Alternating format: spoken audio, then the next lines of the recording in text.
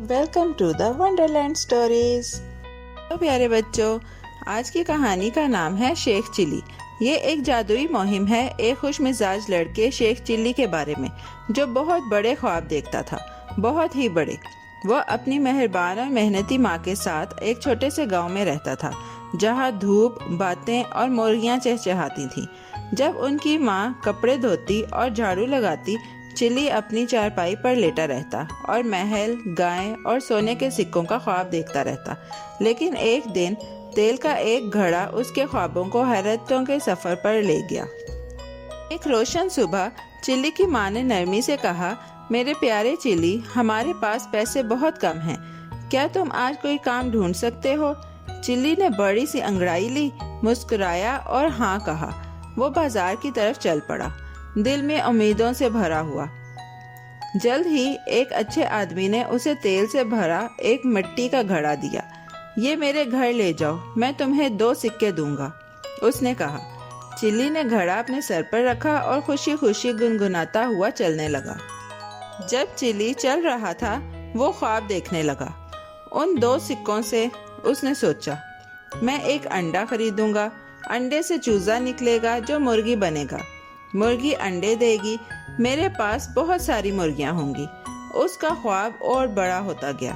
پھر میں بکریاں خریدوں گا، پھر گائے، پھر محل، اور میں شہزادی سے شادی کروں گا۔ اس نے خوش ہو کر سر گھمایا اور اوہ نہیں، دھڑام، تیل کا گھڑا اس کے سر سے گر کر سڑک پر بکھر گیا۔ وہ آدمی واپس آیا اور گڑبڑ دیکھی۔ اس نے چلی کو دیکھا اور آہ بھری، میرا گھڑا ٹوٹ گیا اور تمہارا انعام بھی گیا۔ چلی نے تیل کی گندی جگہ کو دیکھا اور اداسی سے بولا، اور میری مرغیاں، میری گائیں اور میری شادی بھی گئی۔ وہ روتے ہوئے گھر چلا گیا۔ اس کی ماں نے اسے نرمی سے گلے لگایا اور کہا، کبھی کبھی ہم خوابوں میں ٹھوکر کھا جاتے ہیں، لیکن ہمت نہ ہارو، بس اگلی بار تھوڑا سمجھداری سے چلنا۔ اگلے دن چلی دوبارہ امید کے ساتھ بازار آیا۔ اس بار کچھ اجنبی لوگوں نے اسے آنکھ مار کر کہا، کیا تم سونا کمانا چاہتے ہو؟ ہاں ضرور، چلی خوشی سے بولا۔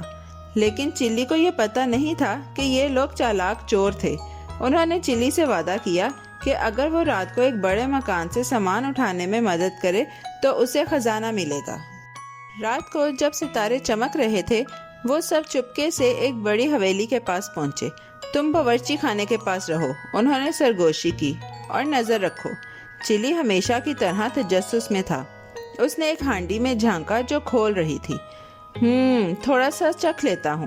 لیکن جیسے ہی اس نے ہاتھ ڈالا، گرم ہے، ہانڈی نے اس کی انگلیاں جلا دی۔ چلی چیخا اور پورا گھر جاگ گیا۔ چور ڈر کر بھاگ گئے جیسے ڈرے ہوئے خرگوش۔ اگلی صبح چلی اداس بیٹھا تھا۔ شاید خزانے کی مہمیں میرے لیے نہیں ہیں، وہ بڑبڑایا۔ لیکن اسی وقت ایک چالاک آدمی پھر آیا اور بولا، ہم آج رات بادشاہ کے محل جا رہے ہیں، ایک اور موقع چاہتے ہو؟ چلی کی آنکھیں بڑی ہو گئیں۔ بادشاہ کا محل؟ اس نے چونک کر کہا، ٹھیک ہے، لیکن اب کوئی ہانڈی نہیں۔ چاندنی میں وہ سب چپکے سے بادشاہ کے شاندار محل میں داخل ہوئے، جہاں سنہری مینار اور روشن لالٹینیں تھیں۔ اندر سب کو ستاروں کی طرح چمک رہا تھا۔ چلی نے نرم قالین، چمکدار گلدان اور ایک خوبصورت شہزادی کو دیکھا جو کوسے قزح کے کمبل میں سو رہی تھی۔ اس کے پاس ایک نازک چادر تھی جو تتلی کے پروں کی طرح چمک رہی تھی۔ چلی حیران ہو گیا، لیکن اس نے چادر چرانے کے بجائے شہزادی کو نرمی سے جگایا۔ محترمہ شہزادی، اس نے آہستہ سے کہا، کچھ لوگ آپ کی چیزیں لینے آئے ہیں۔ شہزادی نے آنکھیں کھولیں، اٹھی اور ایک چاندی کی گھنٹی بجائی۔ سپاہی دوڑ کر آئے اور محل خوشی اور کہکہوں سے بھر گیا۔ چور پکڑے گئے۔ اس سے پہلے کہ وہ کچھ لے پاتے، سب لوگ پوچھنے لگے، یہ بہادر دل والا لڑکا کون ہے؟